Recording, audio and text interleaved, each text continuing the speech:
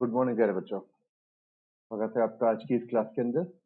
तो हम लोग चैप्टर चल रहा था metals and non metals, class fifth. अभी तक हम लोगों ने chemical properties of metals, chemical properties of non metals, physical properties, इन सब के बारे में हमने बात करी। तो आज हम इस चैप्टर का लास्ट टॉपिक पढ़ते हैं बच्चों, how metals react with non metal, that is formation of ionic bond. अब ये जो आयनिक कंपाउंड बनाया हमने या आयनिक बॉन्ड बना है, इसके बारे में आज हम बात करते हैं। ठीक है, हमारे पास दो टाइप के बॉन्ड पढ़ते हैं। हमने क्लास 10th एक हमने पढ़ा था कोवलेंट बॉन्ड, हमने कार्बन कंपाउंड चैप्टर के अंदर। अब इस चैप्टर के अंदर हम पढ़ते हैं आयनिक बॉन्ड,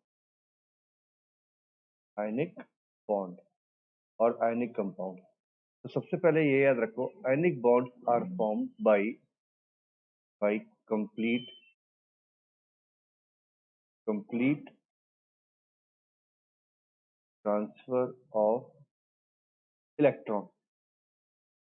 अब हमें पता है जैसे सोडियम है, सोडियम क्या है बच्चों, ये एक मेटल है। अब सोडियम की इलेक्ट्रॉनिक कॉन्फ़िगरेशन होती है 281, 11 इलेक्ट्रॉन्स होते हैं। इलेक्ट्रॉनिक कॉन्फ़िगरेशन की 281। क्लोरीन, ये क्या है, नॉन मेटल है। 17 इसके अंदर इलेक्ट्रॉन्स होते हैं और इसकी इलेक्ट्रॉनिक कॉन्फ़िगरेशन है 2 8 and 7। Now sodium being a metal, इसकी एक टेंडेंसी क्या होती है, to lose electron, to lose electron. और इसकी टेंडेंसी क्या है, टू गेन इलेक्ट्रॉन। तो सोडियम है, ये इलेक्ट्रॉन अपना लूज कर देगा और यही इलेक्ट्रॉन हमारे पास क्लोरीन है वो गेन कर लेगा। क्या हो जाएगा, सोडियम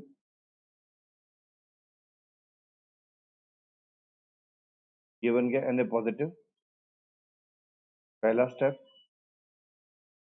दूसरा स्टेप क्या आएगा, क्लोरीन है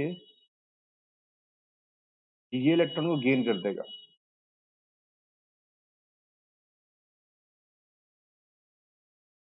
ओके, अब देखिए Na positive plus Cl negative. अब एक ये पॉजिटिव चार्ज पार्टिकल है, अब एक ये नेगेटिव चार्ज पार्टिकल है। अब positive and negative charge particle आपस में क्या होंगे, ये एक इंटरेक्शन क्रिएट करेंगे और ये एक बॉन्ड बना देंगे बच्चों यहाँ पे NaCl। So this bond which is formed by the interaction of positive and negative charge charged particle is known as ionic bond or electrovalent bond, electrostatic bond, electrostatic bond। इसे क्या बोलेंगे हम लोग, इलेक्ट्रोस्टैटिक बॉन्ड या फिर ionic bond. अब देखिए electron ये था किसका, ये सोडियम का इलेक्ट्रॉन था which is completely transferred to chlorine। So a complete transfer of electron from one atom to other atom is known as ionic bond। So ionic bond is formed by complete transfer of electron, by complete transfer, मैं यहाँ पे लिख देता हूँ इसमें, by complete transfer of electron from metal to non metal। Clear, चलो जी इसमें एक और देखते हैं हम लोग, इसको हम करते हैं क्लियर फटाफट। अब सपोज करो मैग्नीशियम, मैग्नीशियम का 12 होता है atomic number 282, electronic configuration magnesium की। तो magnesium required to lose 2 electron to get stable configuration, stable configuration. अब क्लोरीन क्या है आपके पास, नॉन मेटल होता है, याद है हमें, 17 287। इसके साथ क्या होगा, required only 1 electron to get stable config। अब देखिए, अब ये मैग्नीशियम, एक क्लोरीन और एक क्लोरीन, एक इलेक्ट्रॉन इसको दिया, एक इलेक्ट्रॉन इसको दिया। अब जो इलेक्ट्रॉन इसने इसको दिया, पहले पे चार्ज आया 1 आया, अब दोबारा से इसको इलेक्ट्रॉन दिया तो चार्ज कितना आ गया, +2 आ गया। एक इलेक्ट्रॉन इसने यहाँ लिया, एक इलेक्ट्रॉन इसने यहाँ लिया, क्लोरीन के आपके पास नेगेटिव नेगेटिव चार्ज आ गया, तो आपके पास क्या बन गया, MgCl2, मैग्नीशियम क्लोराइड आ गया। क्लियर, विदाउट इसके अंदर सेम ऐसे ही। अब मान लो, देखो चलो फटाफट एक चीज और देखते हैं, तो कोई MgCl हो गया, अब KCl। KCl में क्या, पोटेशियम, पोटेशियम एक इलेक्ट्रॉन लूज करता है, K पॉजिटिव Cl नेगेटिव, इस तरीके से बनता है KCl। तो इसी तरीके से डिफरेंट डिफरेंट आपके पास में आयनिक बॉन्ड है बच्चों, इस तरीके से आपके बनते हैं। तो ionic bond are always formed between a metal and a non-metal, that is a complete transfer of electrons from metal and complete gained by the electrons by the non-metal। तो इस तरीके से आप लोगों को याद रखना है, इसके अंदर 1 2 3 कितने भी इलेक्ट्रॉन्स का ट्रांसफर आपके पास हो सकता है। जैसे कि मानो देखते हैं हम लोग, चलो एक और देखते हैं, एल्यूमिनियम एंड क्लोरीन के बीच में क्या होता है। एल्यूमिनियम इलेक्ट्रॉनिक कॉन्फ़िगरेशन क्या होती है उसकी, 2 8 3। अब एक एल्यूमिनियम 1 2 3 क्लोरीन को इलेक्ट्रॉन दे देगा, 1 2 and 3, Al+3 plus 3 Cl negative, आपके पास क्या बनता है, AlCl3 हमारे पास ये कंपाउंड बनेगा। ठीक है, तो इस तरीके से बच्चों ये हमारे पास डिफरेंट डिफरेंट जो है आयनिक बॉन्ड कंपाउंड्स आपके पास बन जाते हैं। तो आपको इसको याद रखना है, इसी तरीके से आपको एक चीजें करनी है। चलिए अब हम पढ़ते हैं कुछ प्रॉपर्टीज आयनिक बॉन्ड की। तो ionic bond consist of ions, ion से बने होते हैं। आयंस आपको याद है ना, व्हेनेवर अ पर्टिकुलर एटम, जो एटम था हमारे पास बच्चों, एटम व्हेन लूज और gain electrons, ions are formed. अभी बता रहा था, सोडियम ने क्या करा, इलेक्ट्रॉन को लूज कर दिया, तो Na पॉजिटिव में कन्वर्ट हो गया, प्लस इलेक्ट्रॉन। अभी Na पॉजिटिव क्या है, positive charge particles are cation and negative charge particles are known as anion। So ionic compounds consist of ions। All the ionic compounds consist of the positively or negatively charged ion, not molecules। वो molecules की तरीके से नहीं होते, सिर्फ क्या करते हैं, पॉजिटिव चार्ज पार्टिकल्स की तरह होते हैं। For example, sodium chloride consist of Na positive and Cl negative, magnesium fluoride consist of Mg and F, Mg plus two F negative. अब ये कैसे बनेगा, मैग्नीशियम है, 2 इलेक्ट्रॉन लूज करता है, एक इलेक्ट्रॉन इस क्लोरीन को दिया, एक इलेक्ट्रॉन इस क्लोरीन को दिया, फिर नेगेटिव नेगेटिव चार्ज और इस पे आ गया +2 चार्ज, तो ये क्या बन गया, MgF2। इस तरीके से आ गया हमारे पास। तो डिफरेंट डिफरेंट हमारे पास इस तरीके से कंपाउंड बनते हैं और इनके पास हमेशा क्या होते हैं, आयन में। ओके, चलिए सेकंड पॉइंट पढ़ते हैं, physical nature. Ionic compounds are solid and relatively hard due to strong electrostatic forces of attraction between the ions of the compound. अब आपने देखा ना, यहाँ पे पॉजिटिव चार्ज है या नेगेटिव चार्ज है, पॉजिटिव नेगेटिव चार्ज की वजह से कौन सा फोर्स ऑफ अट्रैक्शन आएगा, यहाँ पे strong electrostatic forces of attraction because of opposite charges. हमने पढ़ा था फिजिक्स के अंदर, opposite charges attract each other and same charges repel each other. So because of these opposite charges, there is a strong electrostatic forces of attraction between these two particles। और जब force strong होगा तो इनका एक compact structure बन जाएगा। अब compact structure बन जाएगा तो ये क्या बन गए, सॉलिड बन गए, और ये बहुत ज्यादा हार्ड हो जाएंगे। ठीक है, तो ये हमारे पास प्रॉपर्टी आ गई किसकी, फिजिकल नेचर। अब जब कॉम्पैक्ट स्ट्रक्चर होगा, बहुत ज्यादा हार्ड होंगे, तो क्या होगा, मेल्टिंग एंड बॉइलिंग पॉइंट तो उनका हाई हो जाएगा। Because of strong electrostatic force of attraction is present between the ion of opposite charges to break the crystal lattice, more energy is required for their melting point and their boiling point are high. तो इस वजह से क्या हो गया, melting point boiling point high हो जाएगा। याद रखो, जितना strong electrostatic force of attraction होगा बच्चों, उतना ही आपको डायरेक्टली प्रोपोर्शनल हो जाएगा melting point and boiling point. Force जितना ज्यादा पार्टिकल्स के बीच में, उतना ज्यादा मेल्टिंग एंड बॉइलिंग पॉइंट रहेगा। Solubility, ionic compounds are generally soluble in polar solvent. Polar solvent का मतलब होता है जिनके अंदर चार्जेस होते हैं, चार चार्ज आपस में दूसरे को सॉल्व कर देंगे। तो ionic compounds are very highly soluble in water and insoluble in organic compounds like carbon tetrachloride, benzene, ether, alcohol etcetera. तो आपको ये वाला पॉइंट याद रखना है, because ionic bond contains charges, so therefore they are very highly soluble in water and insoluble in non-polar solvents like carbon tetrachloride CCl4। इसमें solve नहीं करते वो। ठीक है, ये क्लियर हो गई बात। चलो जी, नेक्स्ट पढ़ते हैं, ये बड़ा ही इंपॉर्टेंट है टॉपिक ये वाला। They exist in the form of a crystal structure. अब क्रिस्टल स्ट्रक्चर्स के बारे में पता कैसे लगा, ये हमें पता लगा उनकी एक्सरे की स्टडी करके। अब सीधी सी बात है, मान लो Na और Cl, ये दो चीजें हैं, ठीक है। अब NaCl, ऐसा नहीं कि Na पॉजिटिव और Cl नेगेटिव की तरह ही घूम रहे हैं, ये ऐसा नहीं घूमते।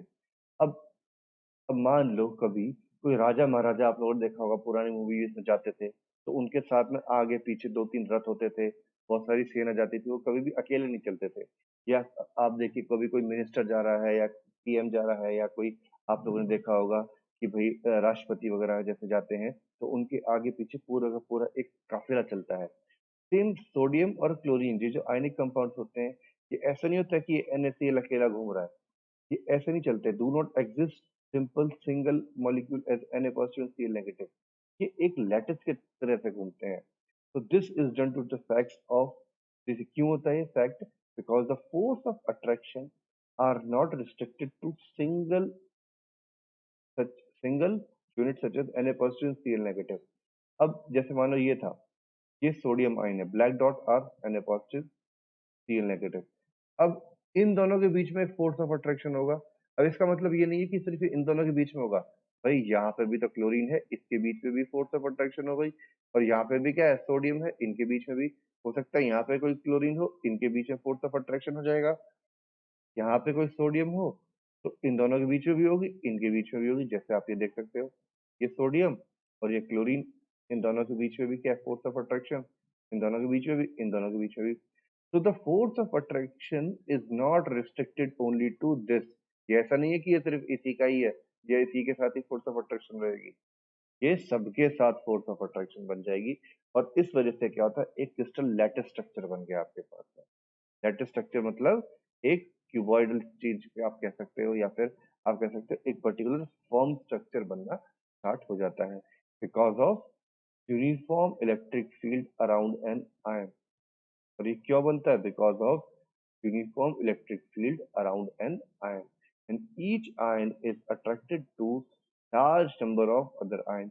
और ये बाकी सारा कोई आयन है, जैसे मान लो इस आयन को देखो आप जरा, ये इससे भी अटैच है, इससे भी अटैच है, इससे भी अटैच है, इससे भी अटैच है, इसके एक ऊपर वाला भी होगा, उससे भी अटैच होगा, एक इधर भी होगा, उससे भी अटैच होगा। टोटल एक सोडियम एटम 6 से अटैच होता है वैसे तो, ठीक है। तो ये काफी सारे से अटैच होता है। For example, once Na positive will not be attracted only by the chlorine ion, but it can attract as many as negative charges as it can. Similarly, Cl negative ion also attract as many as Na positive ion, जितने चाहे तो उतने आपके जो है Na positive ion को जो है अट्रैक्ट कर सकता है। So, as a result, there is a regular arrangement of these ions in a three-dimensional structure. तो इसी वजह से एक थ्री डायमेंशनल स्ट्रक्चर उनका रेगुलर अरेंजमेंट बन जाती है, जो कि आपको यहाँ पे दिखाया गया है। And such regular arrangement is known as crystal lattice. जो थ्री डायमेंशनल स्ट्रक्चर आपके पास से बना बच्चों, उसे बोलते हैं हम लोग क्रिस्टल लैटिस। ये आपके पास क्लियर हुई बात, कोई डाउट इसके अंदर? चलिए तो फिर आगे देखते हैं। Brittle nature. अब ये जो आयंस होते हैं, ब्रिटल नेचर मतलब टूट जाना, हार्ड तो होता है बट टुकड़ों टुकड़ों में टूट भी जाता है बड़ी जल्दी। अब ये क्यों? तो ionic compounds on applying external force और pressure broke down into pieces. Ionic compound के अगर मान लो इसके ऊपर मैं हथौड़े मारूंगा या इसके ऊपर मैं प्रेशर क्रिएट करता हूँ तो ये टूट जाता है। क्यों टूट जाता है? अब देखो ये क्या सारा का सारा क्या है, एक आयंस के बारे में है। आयंस के साथ ऐसे ऐसी फोर्स ऑफ अट्रैक्शन हुई भी है। So when external force is applied on the ionic particle, pairs of ions slide over one another of the particle of the same charge come near to each other. अब जब इसके ऊपर हम pressure create करते हैं तो same charge ये आपस में आना शुरू हो गया। ये देखो ये सेम चार्ज आपस में पास पास आना शुरू हो गया। अब जब सेम चार्ज आएगा तो सेम चार्ज क्या करता है? Same charge repel each other. अब सेम चार्ज तो बच्चों आपस में एक दूसरे को रिपेल करेगा। अब जब वो एक दूसरे को रिपेल करेगा, रिपल्शन क्रिएट हो गई। तो रिपल्शन क्रिएट होने से क्या होगा? वो टूट जाएगा। The crystal of compounds are broken. तो when same charges come together near each other as a result of strong repulsive forces, the crystal of the compounds are broken and hence this particular ionic compound is brittle in nature and this property is known as brittleness. समझ में आ गई बात?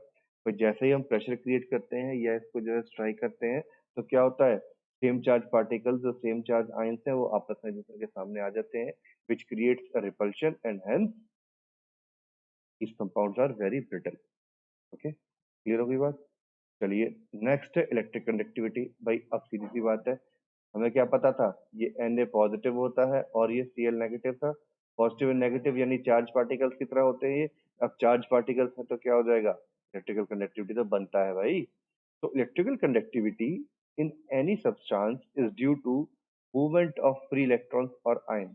अब जब ion की movement होगी या कोई फ्री इलेक्ट्रॉन की मूवमेंट होगी तो इस वजह से क्या हो जाएगा? इलेक्ट्रिकल कंडक्टिविटी स्टार्ट हो जाएगी। In metals, electrical conductivity is due to free movement of valence electron, and in ionic compounds exhibit electrical conductivity due to movement of ions. तो ये क्या है? movement of ions की वजह से either in the fused state or in the soluble state of polar covalent इसी में करते हैं। अब एक बात याद रखना, Molten state होगी या फिर aqueous state। Aqueous means when